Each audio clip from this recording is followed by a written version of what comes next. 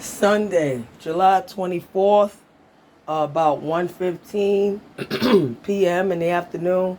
And here's one of my daily messages to the young people in the community as well as to the community at large. Listen, I have to tell y'all the real deal because I'm not a optimist like my mother, believe the best in everybody. You see where it got her. My mother's no longer here for her Bambi bullshit. I love you, Ma, but yeah, I love my mother like anybody else, but my mother is dead because of her Bambi bullshit, wanting to believe the best in everybody. Kids, you cannot do that. It could cost you your life. Same thing with my murdered sister not here because she felt she could handle everything that life in them streets throw at her. You know what I'm saying? And, she didn't see the wolf in sheep's clothes that she was dealing with, who wound up snuffing out her life along with his dumbass other lady. You can look up the details. YouTube, Fatal Attraction episode, Deadly Trio. You know what I'm saying? Or how my mom was, given a death sentence by the wolf in sheep's clothes that she let into our home, the fake Muslim, who's doing everything under the sun, and then, got my mom hooked on drugs, hooked on crack, and gave my mom HIV. That's what the wolf in sheep's clothes that she let into the door when I was 12 years old. That's what he did for her. So that's why I say to you kids, watch people closely because they change. Do not trust your friends, family, law enforcement, teachers, people in authority 100%. I'm not saying this be disrespectful. Always give basic respect. But if you see you give basic respect and you don't get it back, or you give basic respect and you get bullshit back, excuse me, or people trying to talk you into, something that you're not comfortable with, you're not okay with, you know what I'm saying? Don't fall for the bullshit. You know what I'm saying? People change all the time, and the worst thing is people use children all the time, all over the world. Here in America, in other countries, in my black community, and other community, and that's the fucked up thing. Because see, America is not about black community, white community, African community, Muslim community, Asian community, this Latino community. America, you know what I'm saying? Is about all Americans. That's why I refer back to September 11th. Because at that day, you seen what Americans was about, what New Yorkers was New York, and what Americans is about. And at that moment, everybody, whether they were American or not, whether they were foreign, whether they were here legally, illegally, no matter what was their status, whether they were black, white, Spanish, gay, straight, lesbian, transgender, Muslim, Christian, Catholic, atheist, Jew, everybody pulled together with that American spirit. But that was only because it was a life or death situation. And other than that, then it's back to the bullshit, you know what I'm saying, of ignoring shit. That's why I'm speaking up. Not because I'm any better than anybody else, unless they want to play the better than worse than game, then I'll crush them. I don't play that game, but if they want to play it, yeah, I'll crush them with all my accomplishments. And everything I've done is survived in these streets. But it's not about better than or worse than. It's about not being fooled, kids. Not letting the wool be pulled over your eyes. See, they don't teach you these things, whether it's in the streets, whether it's in your homes, whether it's in school, history. They don't teach you that. But I want you to notice, because I pay attention to behavior patterns, not just isolated incidents. I look at the whole pattern over time. They don't teach you things like how they make it very easy for y'all, us, anybody in poor communities to access things like drugs, alcohol. Did you notice the liquor stores were not closed during COVID? Huh? Didn't notice that? They make it easy for us to access things like drugs, alcohol, for those things to get into our communities in abundance, porn, things like that, entertainment, always keeping the latest entertainment in our communities. But they make it hard for us to do things to rise above our circumstances, like to get a home ownership, business ownership, things like that. Or, there's some who do, and I'm not going to lie. The dividing line is either A, education, or determination. Because there are folks who don't have education, who had determination and kept going with the drive or whatever was their talent until they made it. But what you got to understand is, in certain industries, getting to the top of them industries is like hitting the lotto. Very few make it. And the ones that make it, they look really great. But you got to remember the hundreds of thousands who didn't. you know. And what did they need? They needed a plan A and a plan B to fall back on, kids. Never just fall back on your plan A. If you good at rapping, basketball, singing, a dancer, whatever it may be. I'm not knocking nobody's talent. Everybody has a talent. But don't depend on that. And don't depend on the streets to get the money that you need, you know, for you wind up like a Suge Knight. You know what I'm saying? You know, believe me, though, all of that bright and shiny shit in the street is there to basically keep you blinded.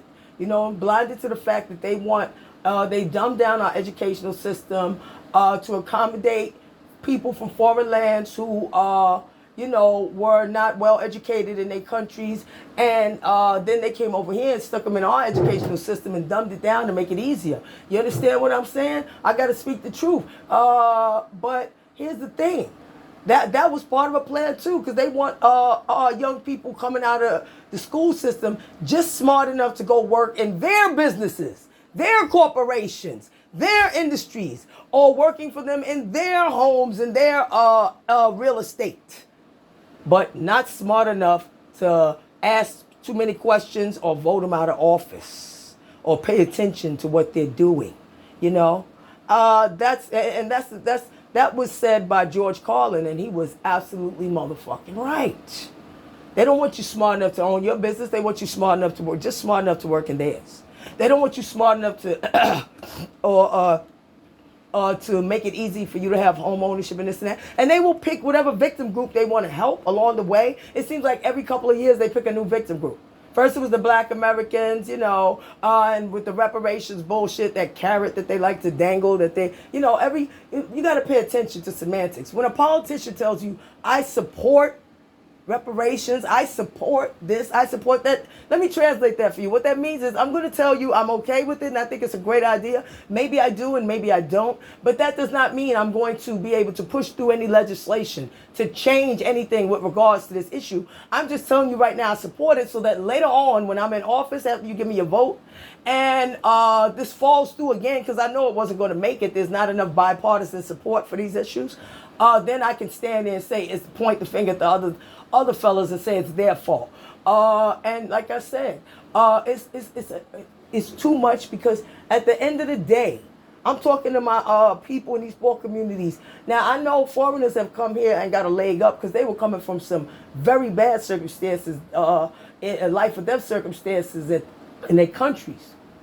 But my black people, we still stuck in the same fucking position. You know, the only advances they want to give us are symbolic victories. Fuck that shit. Y'all ain't paying attention while y'all pat them on the back. Oh yeah, they changed the name of pancakes and pancake syrup. They changed the name of a few streets. They wrote BLM on the sidewalk in yellow and they knocked over some statues. Fuck that shit. That don't do nothing for our people. Our children are dying in these streets. Black, white, Spanish, whatever, Asian. Our children are dying in these streets. Okay? And I have a plan. A business plan I've been working on for the last year and a half. And what pisses me off is, had I not been here defending myself from all these false charges and accusations that people want to throw at me, gossip and bullshit with absolutely no evidence, though I have evidence that they're lying and that it's bullshit and that I'm being persecuted, harassed, and not helped in any way, whether it's by law enforcement, whether it's by my lying ex-husband, my family, or my community, or anything. I could have spent, if I did not spend this last year and a half defending myself from these fake charges, okay? I had started in January of last year my online courses during COVID time, in my home, studying business courses, training myself so that I was prepared to devote 3 to 5 years to studies just to learn what I need to learn and another 5 years preparation to open my business. I spent the last year and a half defending myself from false charges and police coming to my house and court cases and ACS cases that I could have spent studying to open my business to keep kids safe. Youth Leadership Academies, my 501c3 nonprofit that I have my website up for already. So y'all think about that. Because, you know, think about that poor Jason Perez, you know. That was a year and a half of my studies wasted. But man, now had I been able to open my business without you chuckleheads holding me back all the time and trying to accuse me of all these false accusations, you know, those are the type of kids I'm talking about saving. Young kids like Jason Perez. Young kids like Junior Guzman. Or anybody. Anybody, any kid who's unsafe on these damn streets. You know, so while y'all chuckleheads out there laughing and talking about she's crazy, tell it to Junior Guzman mom. Or tell it to Jason Perez mom, whose poor son died going to the local corner Arab store, yo. Tell it to them. Because everything I said years ago, it came true. And everybody who was ignoring it, ignoring me, and dismissing what I was saying, yo, fuck you. You go look at the videotapes. YouTube, Crystal Claras. YouTube, Renee Jimenez. And kids, like I said, do whatever you got to do to get home safe and try to avoid trouble at all costs, because it's a lot of trouble out in these streets. Look at that poor boy how he's murdered. Just going to the fucking corner store. 5-on-1.